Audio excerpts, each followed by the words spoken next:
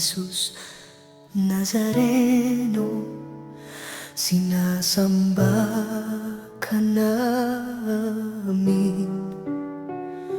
pinipintuho ka namin.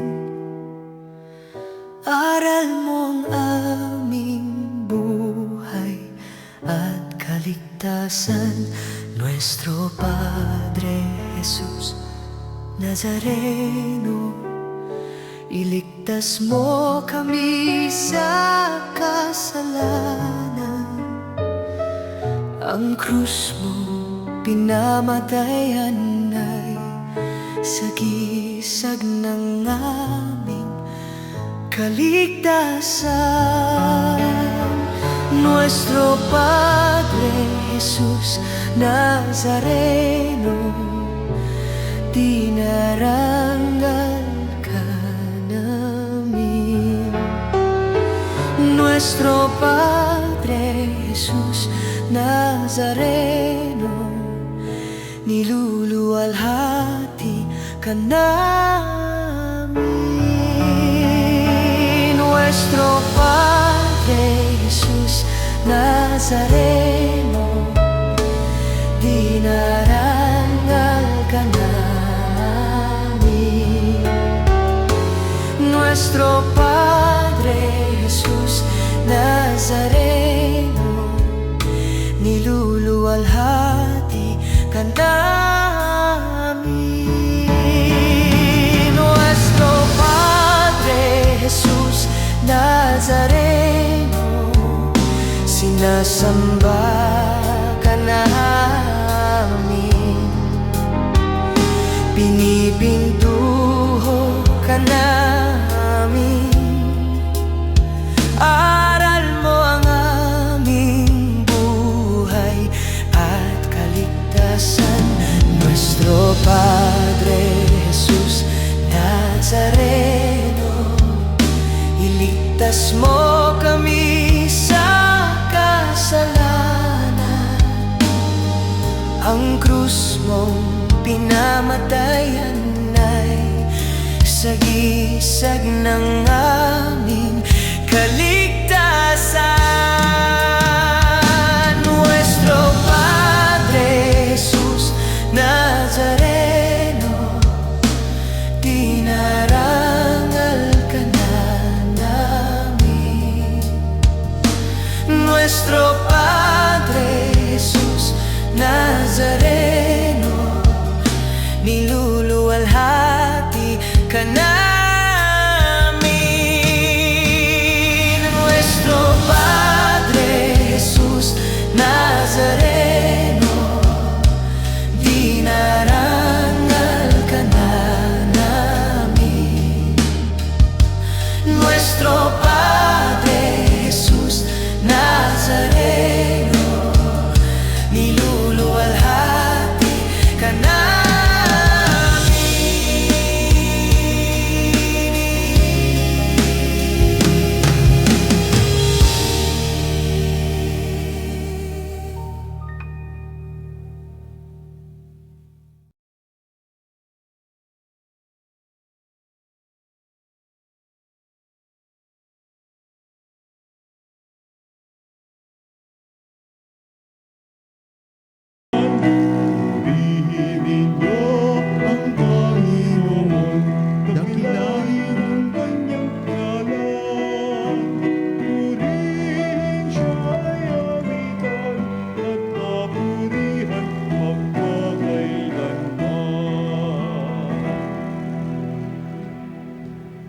Sa ngalan ng Ama at ng Anak at ng Espiritu Santo. Amen.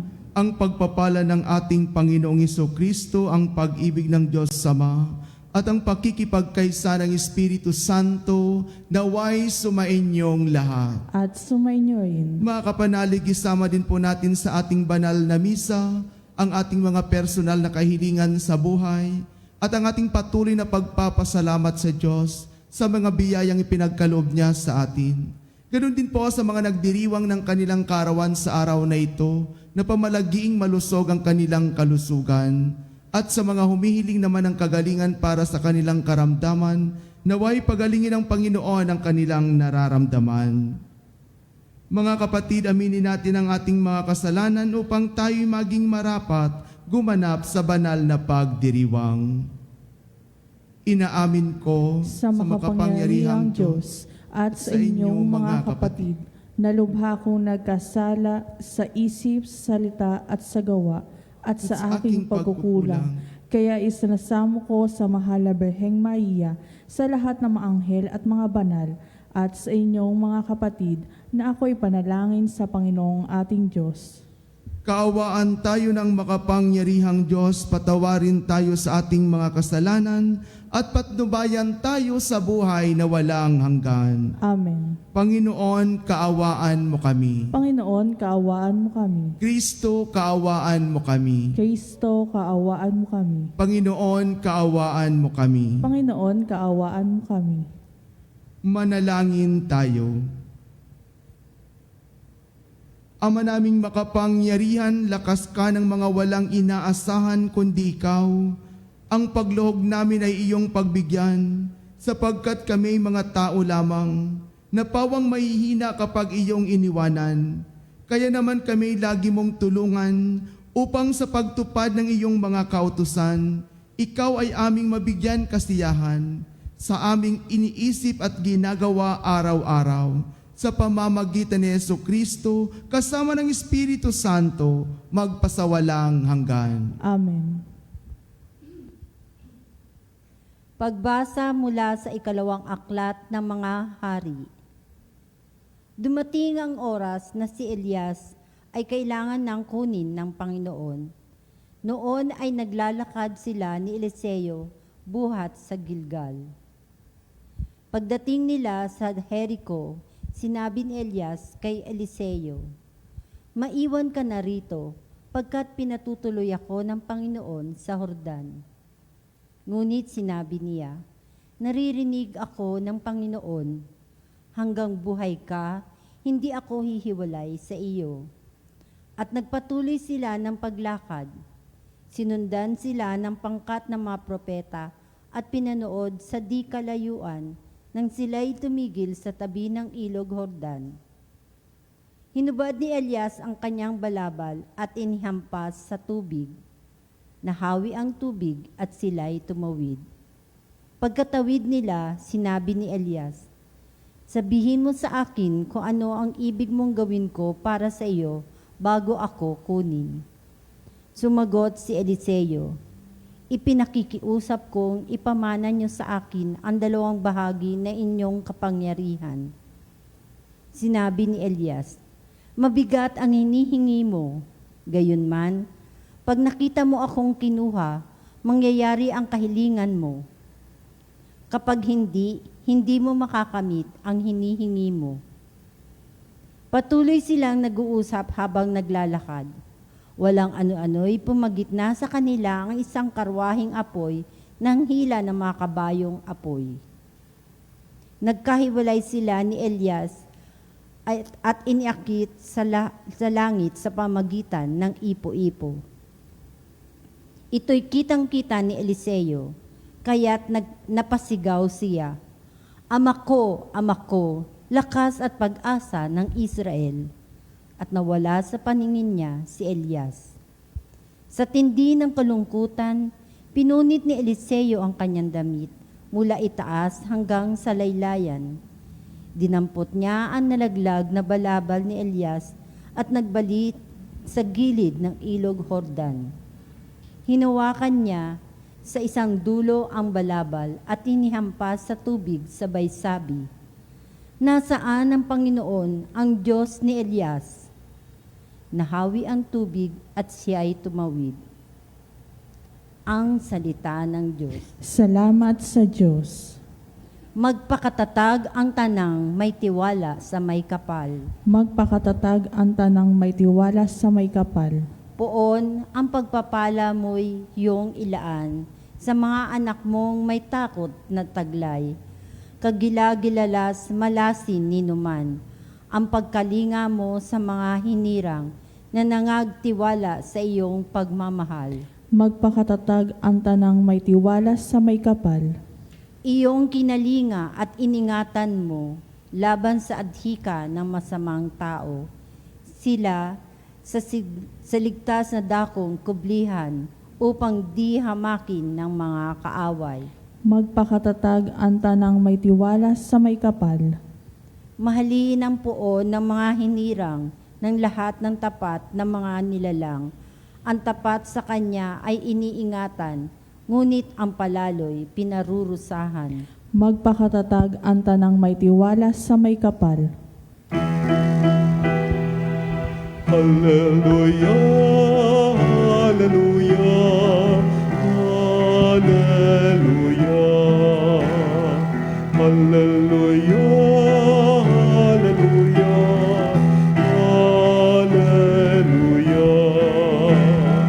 hallelujah, hallelujah. Ang sa akin nagmamahal, tutupad sa aking aral, ama't ako'y mananahan. Aleluya, aleluya. Sumainyo ang Panginoon. At sumainyoin. Ang mabuting balita ng Panginoon ayon kay San Mateo. Papuri sa iyo, Panginoon. Noong panahong iyon, sinabi ni Jesus sa kanyang mga alagad, "Pag-ingatan ninyo na huwag maging pakitang tao lamang ang paggawa ninyo ng mabuti. Kapag ganyan ang ginawa ninyo, wala kayong matatamong gantimpala mula sa inyong amang nasa langit. Kaya nga kapag naglilimos ka, huwag mo nang ipagmakaingay ito, katulad ng ginagawa ng mga mapagpaimbabaw doon sa sinagoga at sa mga lansangan. Ginagawa nila ito upang purihin sila ng mga tao. Sinasabi ko sa inyo, tinanggap na nila ang kanilang gantimpala.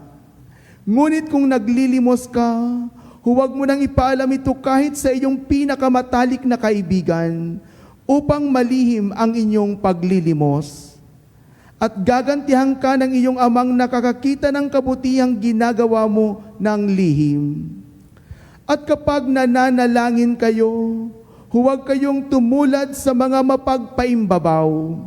Mahilig silang manalangin ng patayo sa mga sinagoga at sa mga panulokang daan upang makita ng mga tao. Sinasabi ko sa inyo, tinanggap na nila ang kanilang gantimpala. Ngunit kapag mananalangin ka, pumasok ka sa iyong silid at isara mo ang iyong pinto, saka ka manalangin sa iyong amang hindi mo nakikita, at gagantihan ka ng iyong amang nakakakita ng kabutihang ginagawa mo ng lihim. Kapag nag-aayuno kayo, huwag kayong magmukhang malungkot, tulad ng mga mapagpaimbabaw. Hindi sila nag-aayos upang malaman ng mga tao na sila'y nag-aayuno. Sinasabi ko sa inyo, tinanggap na nila ang kanilang gantimpala. Kapag ikaw ay nag-aayuno, mag-ayos ka ng buhok at maghilamos upang huwag mapansin ng mga tao na nag-aayuno ka. Ang iyong amang hindi mo nakikita, ang siya lamang makaaalam nito.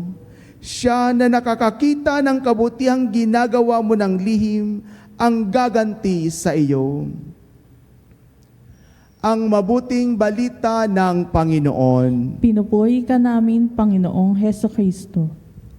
Mga kapanalig, sa Ebanghelyo ngayon, binibigyan din ni Jesus ang kahalagahan ng katapatan ng puso sa ating mga gawaing espiritual. Kaya nga po napakagandang pagnilaya ng mga pagbasa na napakinggan natin dahil ito po ay sumasalamin sa atin bilang isang tagasunod ni Kristo. Ang pananalangin, pag-aayuno, at ang pagtutulong. Ang pananalangin, pagtulong at pag-aayuno mga kapanalig ay hindi dapat maging paraan upang tayo ay hangaan ng iba. Sa halip, ang mga ito ay dapat magbunga ng mas malalim na ugnayan sa Diyos. Lalo na po sa panahon ngayon kung saan laganap ang paghahangad ng pagkilala at papuri sa social media. Napapanahon ang paalala ni Jesus na ang tunay na kabanalan mga kapanalig ay hindi nasusukat sa dami ng nakakakita, kundi sa katapatan ng ating puso. Kaya pag nilayan natin ang mga pagbasa sa araw na ito, kung ang puso ba natin ay tapat sa Panginoon o ang puso ba natin ay para sa mga taong kailangan nating pagbigyan ng mga bagay na gusto nating magkaroon ng gantimpala. Mga kapanalig, itinuturo po ng ating inang simbahan na ang mabuting gawa ay dapat magmula sa pag-ibig sa Diyos. Itinuturo po ng ating inang simbahan na ang bawat mabuting gawa ay dapat nagmumula sa pagmamahal sa ating kapwa. Ang pagtulong sa mahihirap, mga kapanalig, ay hindi po isang panlabas o paraan upang mapuri, kundi ito po ay isang tugon sa tawag ni Kristo na makita siya sa mga dukha. Kapag tayo ay naglilingkod ng tahimik at merong malasakit, mga kapanalig, ipinapakita natin na ang tunay na diwa ng Kristiyano ay walang iba kundi ang pagkawanggawa. Ito, mga kapatid, ang dapat nating tandaan bilang isang tagasunod ni Kristo, bilang isang bininyagang Kristiyano, na tayo ay dapat makipagkaisa sa misyon ng Kristo na ibinigay sa atin dito sa ibabaw ng mundo. Na kailangan nating pakita ang mga bagay na kung saan ito ay kalalago ng ating pananampalataya sa larangan ng pagtulong, sa larangan ng pakikipagkaisa sa kanyang misyon. Kaya mga kapanalig, sa kasalukuyang panahon, marami ang naghahangad ng kasikatan, marami ang naghahangad ng impluwensya, at marami ang naghahangad ng pagkilala minsan, pati ang paggawa ng mabuti ay nagiging paraan upang makuha ang atensyon nila. Mga kapanalig, ang mga bagay na ito ay dapat nating tandaan sa buhay natin. Pinaalalahanan tayo ni Jesus na ang halaga ng isang mabuting gawa ay hindi po nakasalalay sa palakpak ng mga tao, kundi sa pagmamahal na kapaloob dito. Ang Diyos, mga kapanalig, ay tumitingin hindi lamang sa ating ginagawa, kundi sa mga bagay na kung saan ipinapakita natin na meron itong pananampalataya. Kaya malaking hamon po para sa ating lahat, mga kapanalig, ang mga pagbasa sa araw na ito. Kagaya ng pananalangin, pag-aayuno at paglilimos. Ang panalangin ay paanyaya sa atin, mga kapanalig, upang magkaroon tayo ng personal na pakikipagtagpo sa Diyos. Sa gitna ng ingay ng mundo, ng mga problema sa ating lipunan, kahirapan, karahasan at kawalan ng pag-asa, kailangan natin ng mga sandali ng katahimikan kasama ang Panginoon. Ang simbahan ay patuloy na nagtuturo na ang panalangin ay pinagmumula ng lakas upang harapin ang mga hamon ng buhay at maging instrumento tayo ng kapayapaan, instrumento ng pagkakaisa at higit sa lahat, instrumento ng pagmamahalan sa lipunan. Kaya nga po ang panalangin, a prayer is a one way of communicating with God. It's a one way of talking to God heart to heart. Paano natin napapalalim, mga kapatid, ang ating pakikipag-ugnayan sa Diyos, lalo't higit na sa larangan ng ating pananampalataya. Kaya tinatawagan din tayo sa araw na ito na bigyan natin ng puwang ang ating sarili sa larangan ng pananalangin. Dahil ang pananalangin, ito ang nagbibigay sa atin ng kalakasan kung paano natin harapin ang mga hamon na nararanasan natin dito sa ibabaw ng mundo. Mga kapanalig, ang hamon ng Ebanghelyo ngayon ay walang iba kundi mamuhay ng may integridad, naway ang ating pagtulong ay maging tunay na malasakit sa mahihirap. Ang ating panalangin ay maging tapat na pakikipagtagpo sa Diyos at ang ating pag-aayuno ay magbunga po ng pagbabago ng ating puso, pagbabago ng ating isipan at pagbabago ng ating buong pagkatao. Mga kapanalig, sa isang mundong madalas na nakatuon sa panlabas na anyo at pagkilala ng tao, naway piliin nating mamuhay sa Diyos ng nakakikita sa lihim, sapagkat ang tunay na kabanalan, mga kapanalig, ay hindi po nakikita sa entablado, sa bunang mundo, kundi sa katahimikan ng pusong lubos na nagmamahal sa Diyos at sa kapwa. Sa pagpapatuloy ng ating banal na Eukaristiya, mga kapanalig, ito po ang dapat nating gampanan dito sa ibabaw ng mundo. Ang pagtulong sa mga taong nangangailangan, ang pagbigay ng mga bagay na kailangan ng ating kapwa, dahil ito po ang magiging bitbit natin sa pagharap natin sa ating Amang may likha. Wala po tayong madadala sa pagharap natin sa Kanyang harapan, kundi ang dalawang bagay lamang na ginawa natin dito sa ibabaw ng mundo, na walang iba kundi ang kabutihan na ipinakita natin sa ating kapwa at ang kabanalan na ipinakita natin sa Diyos. Ito lamang, mga kapanalig, ang tanging madadala natin sa pagharap natin sa ating Amang may likha. Kaya ang Ebanghelyo sa araw na ito ay malaking hamon para sa ating lahat, na kailangan din nating abutin ang mga taong nasa laylayan ng ating lipunan. Kailangan nating linisin ang ating sarili sa pamamagitan ng pangungumpisal, at kailangan nating patatagin ang ating sarili sa pamamagitan ng pananalangin. Dahil sa mga bagay na ito, mga kapatid, ito ay isang pamamaraan na nakikipagkaisa tayo sa misyon ng ating Panginoon na ibinigay sa atin bilang isang bininyagang Kristiyano.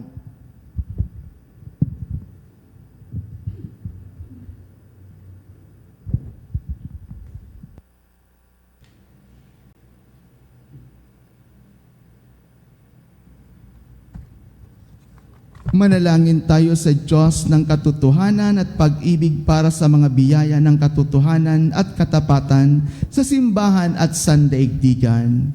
Sa bawat kahilingan ng ating pangitutugon, panatilihin mo kaming malinis sa iyong paningin, O Panginoon. Panatilihin mo kaming malinis sa iyong paningin, O Panginoon. Ang simbahan naway isaloob ang gawain at misyon ng pagpapanibago upang malinaw na maunawaan ng lahat si Kristo. Manalangin tayo sa Panginoon. Panatilihin mo kaming malinis sa iyong paningin, O Panginoon. Ang mga pari at mga relihiyoso naway maging mga masigasig na tagapagpahayag ng Ebanghelyo sa pamamagitan ng pagsaksi sa kanilang sariling buhay. Manalangin tayo sa Panginoon. Panatilihin mo kaming malinis sa iyong paningin, O Panginoon. Ang mga lingkod pang mamamayan at komunidad naway maging tapat at hindi makasarili sa kanilang gawain ng paghahatid ng katarungan, karangalan at pagkakaisa sa mga taong kanilang pinaglilingkuran. Manalangin tayo sa Panginoon. Panatilihin mo kaming malinis sa iyong paningin, O Panginoon. Ang mga may sakit at mga nabibigatan sa buhay, naway makita ang di karaniwang pag-ibig at pagkalinga ng Diyos sa pamamagitan ng kanilang mga kapamilyang nag-aalala sa kanilang kapakanan. Manalangin tayo sa Panginoon. Panatilihin mo kaming malinis sa iyong paningin, O Panginoon. Ang mga yumao naway masiyahan sa walang hanggang kapayapaan ng Diyos. Manalangin tayo sa Panginoon. Panatilihin mo kaming malinis sa iyong paningin, O Panginoon. Sa ilang sandali ng katahimikan, ipanalangin natin ang kagalingan at natatanging kahilingan ng ating mga Eucharistic advocates.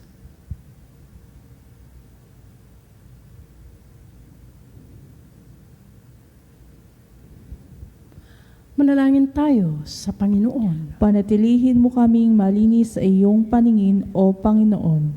Sa espesyal na panalangin, ipanalangin din natin ang mga taong humihiling ng panalangin para sa atin, nabigyan sila ng malinaw na pag-iisip at dalisay na puso. Manalangin tayo sa Panginoon. Panatilihin mo kaming malinis sa iyong paningin, O Panginoon. Ama naming Diyos, tulungan mo kaming ibigin at paglingkuran ka sa diwa ng katotohanan sa pamamagitan ni Jesus na aming daan patungo sa iyo. Hinihiling namin ito sa pamamagitan ni Kristong aming Panginoon. Amen. Ang himig mo, ang awit ko, lahat ng ito'y nagmula sa iyo. Muling ihahandog sa'yo, buong puso kong inaalay sa'yo. O Diyos, o Panginoon, lahat ay biyayang aming inampon, aming buhay at kakayahan, ito'y para lamang sa iyong kalwalhatian. Ito'y para lamang sa iyong kalwalhatian.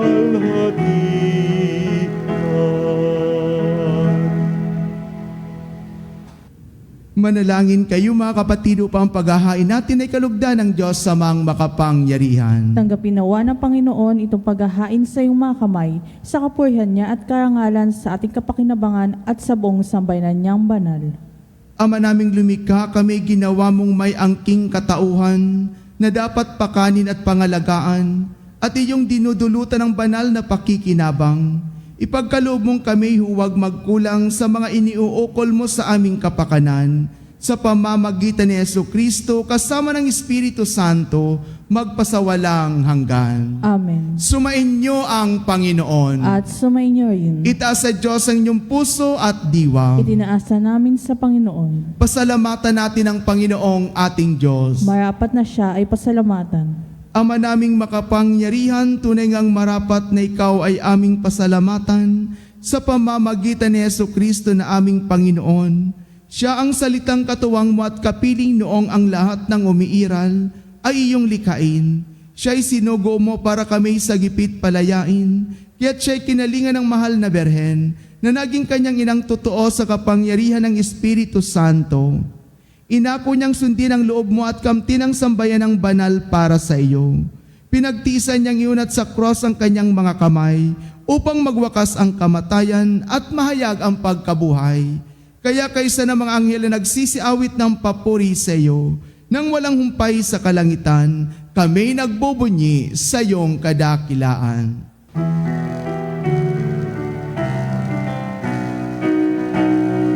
Santo, Santo, Santo, Panginoong Diyos ng mga hukbo, napupuno ang langit at lupa ng kadakilaan mo. Hosana sa kaitaasan, pinagpalang naparirito sa ngalan ng Panginoon. Hosana sa kaitaasan.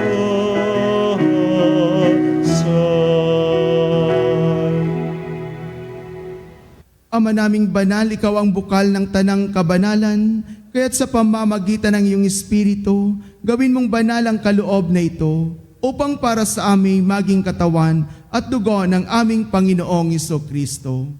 Bago niya pinagtisang kusang loob na maging handog, hinawakan niyang tinapay, pinasalamatan kanya, pinaghati-hati niya yun iniabot sa kanyang mga alagad at sinabi, "Tanggapin ninyong lahat ito at kanin. Ito ang aking katawan na ihahandog para sa inyo."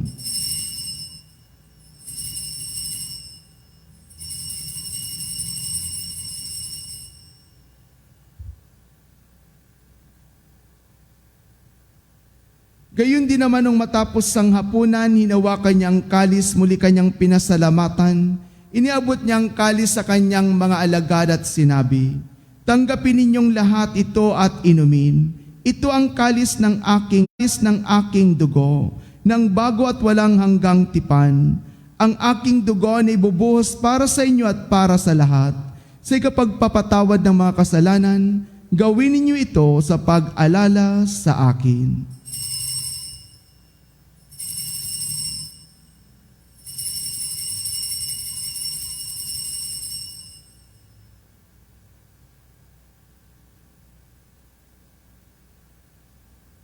Ipagbunyi natin ang misteryo ng pananampalataya. Sa krus mo at pagkabuhay, kami natubos mong tunay, Poong Jesus.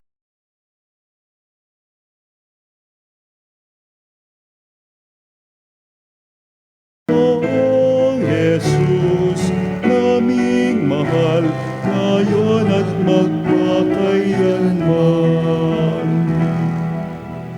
Ama, ginagawa namin ngayon ang pag-alala sa pagkamatay at muling pagkabuhay ng iyong anak. Kaya tiniaalay namin sa iyo ang tinapay na nagbibigay buhay at ang kalis na nagkakaloob ng kaligtasan. Kami nagpapasalamat dahil kami iyong minarapat na tumayo sa harap mo para maglingkod sa iyo. Isinasamo namin kaming magsasalo-salo sa katawan at dugo ni Kristo ay mabuklod sa pagkakaisa sa pamamagitan ng Espiritu Santo. Ama, lingapin mo ang iyong simbahang laganap sa buong daigdig. Posposin mo kami sa pag-ibig kay San Leon na aming Papa at ni Elias na aming obispo at ng Tanang Kaparian. Alalahanin mo rin ang mga kapatid naming nahimlay nang may pag-asang sila'y muling mabubuhay, gayon din ang lahat ng mga pumanaw. Kaawaan mo sila at patuloyin sa iyong kaliwanagan. Kaawaan mo at pagindapatin kaming lahat na makasalo sa iyong buhay na walang wakas. Kaysa ng mahal na Birhen Maria na ina ng Diyos, kaysa ang kanyang esposo na si San Jose, kaysa ng mga apostol at ang lahat ng mga banal na namuhay dito sa daigdig ng kalugod-lugod sa iyo. May pagdiwang nawa namin ang pagpupuri sa ikararangal mo sa pamamagitan ng iyong anak na aming Panginoong Hesukristo. Sa pamamagitan ni Kristo, kasama niya at sa Kanya, ang lahat ng parangal at papuri ay sa iyo, Diyos samang makapangyarihan, kasama ng Espiritu Santo, magpasawalang hanggan. Amen. Amen. Amen.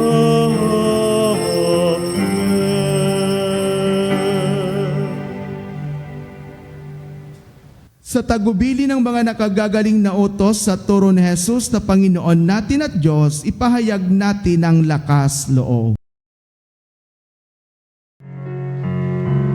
Ama namin, sumasalangit ka, sambahin ang ngalan mo, mapasa amin ang kaharian mo, sundin ang loob mo,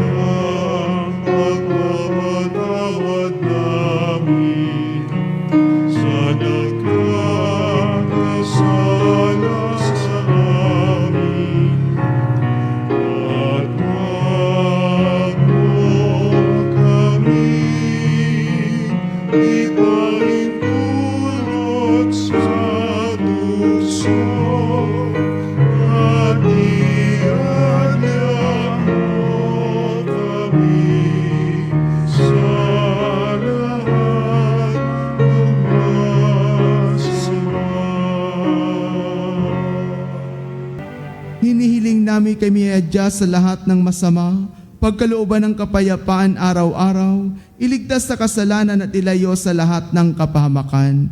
Samantalang aming pinanabikan ang dakilang araw ng pagpapahayag ng tagapagligtas naming si Jesucristo. Sapagkat iyo ang kahayaan at ang kapangyarihan at ang kapurihan magpakailanman. Amen. Panginoong Jesucristo, sinabi mo sa iyong mga apostol, kapayapaan ang iniiwan ko sa inyo. Ang aking kapayapaan ang ibinibigay ko sa inyo. Tunghayan mo ang aming pananampalataya at huwag ang aming pagkakasala. Pagkalooban mo kami ng kapayapaan at pagkakaisa, ayon sa iyong kalooban, kasama ng Espiritu Santo, magpasawalang hanggan. Amen. Ang kapayapaan ng Panginoon ay laging sumainyo. At sumainyo rin. Magbigayan kayo ng kapayapaan sa isa't isa. Kordero ng Diyos na nag-alis ng mga kasalanan ng sanlibutan, maawa ka sa amin. Kordero ng Diyos na nag-alis ng mga kasalanan ng sanlibutan, maawa ka sa amin. Kordero ng Diyos na nag-alis ng mga kasalanan ng sanlibutan, ipagkaloob mo sa amin ang kapayapaan. Ito ang kordero ng Diyos, ito ang nag-aalis ng kasalanan ng sanlibutan, mapalad ang mga inaanyayahan sa kanyang piging. Panginoon, hindi ako karapat-dapat na magpatuloy sa iyo, ngunit sa isang salita mo lamang ay gagaling na ako.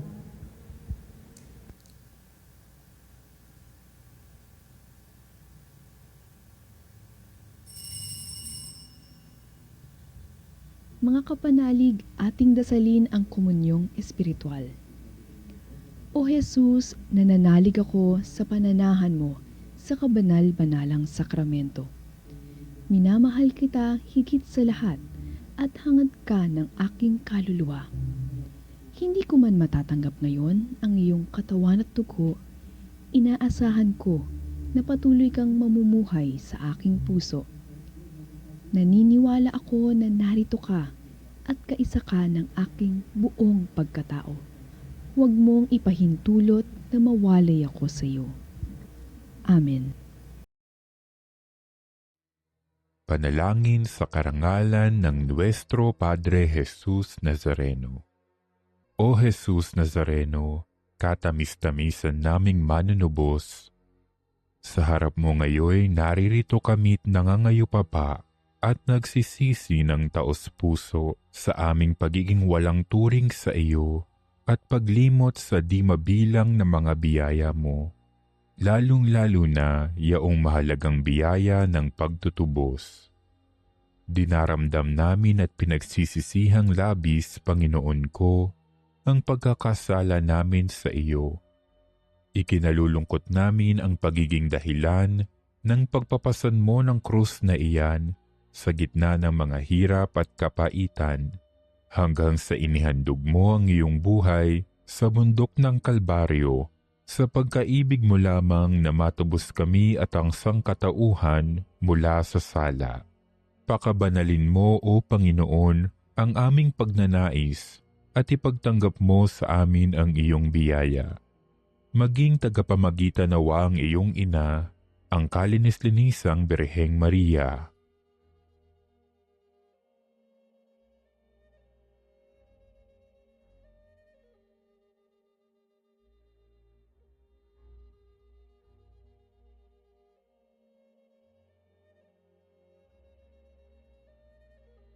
Ama naming makapangyarihan, niloob mong akuin ang iyong anak, ang krus at kamatayan, upang ang sangkatauhan ay matubos at mabuhay. ang pag-ako namin sa krus at kamatayan dito sa lupa, ayon sa diwa ng pagsunod sa iyong loob, na ginanap ng iyong anak, ay magpagindapat nawa naming kamtin ang lubos na katubusan at pagkabuhay sa iyong piling, sa pamamagitan ni Hesukristo, kasama ng Espiritu Santo, magpasawalang hanggan. Amen. Nuestro Padre Jesus Nazareno, Panginoon namin at Diyos, kaawaan mo kami. Mahal na ina ng laging saklolo, buhat sa krus, ibinigay ka sa amin ni Jesus upang maging ina namin. Ikaw ang pinakamabait, pinakamasintahin sa lahat ng mga ina. Buong giliw mong tunghayan kaming iyong mga anak, na ngayon ay humihingi ng iyong tulong sa lahat ng aming pangangailangan, lalong-lalo na ang biyayang ito.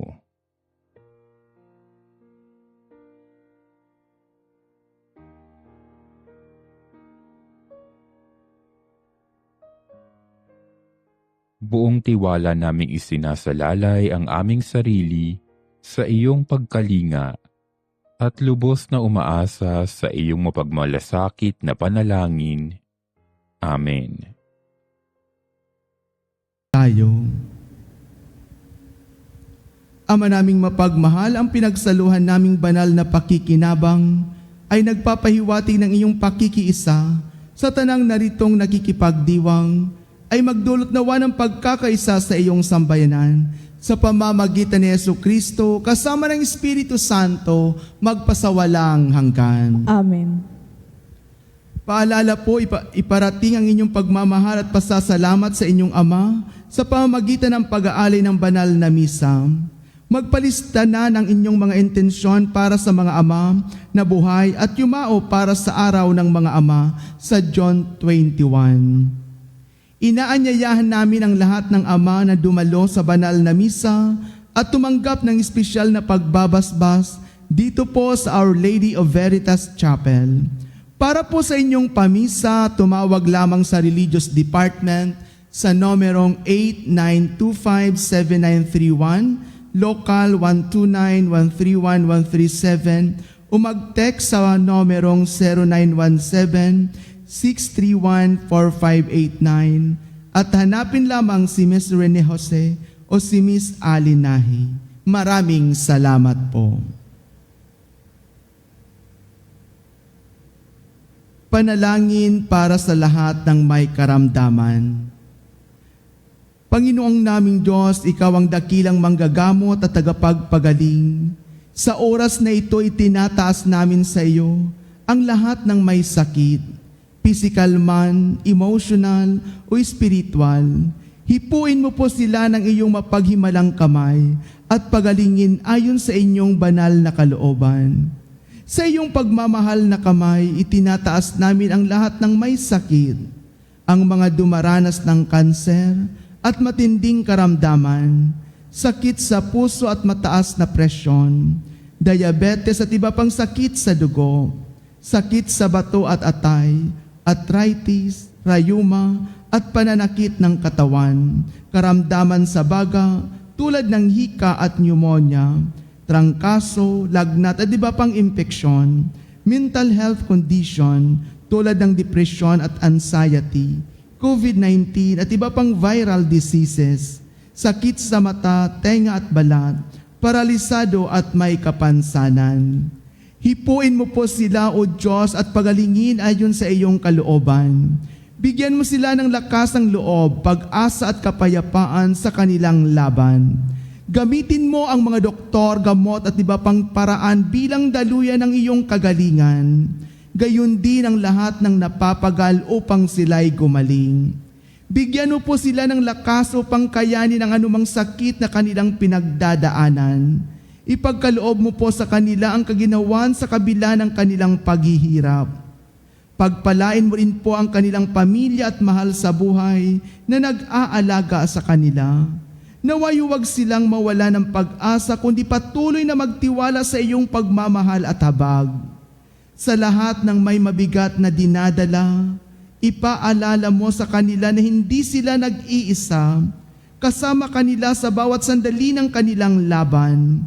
Tulungan mo rin kaming maging instrumento ng iyong pagmamahal sa pamamagitan ng pagbibigay ng pag-aalaga at suporta sa aming mga kapwa. Hinihiling namin ito sa pamamagitan ni Jesucristo kasama ng Espiritu Santo magpasawalang hanggan. Amen. Sumainyo ang Panginoon At sumainyoin. at pagpalain kayo ng makapangyarihang Diyos Ama at Anak at ng Espiritu Santo. Amen. Tapos na po ang banal na misa, humayo kayong mapayapa. Salamat sa Diyos.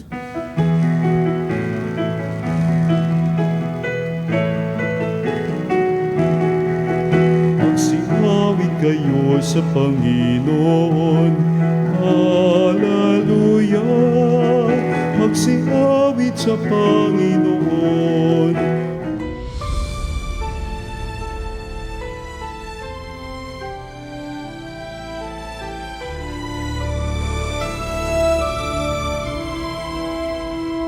Nuestro Padre Jesús Nazareno, sinasamba ka namin, pinipintuho ka namin, aral mo ang aming buhay at kaligtasan. Nuestro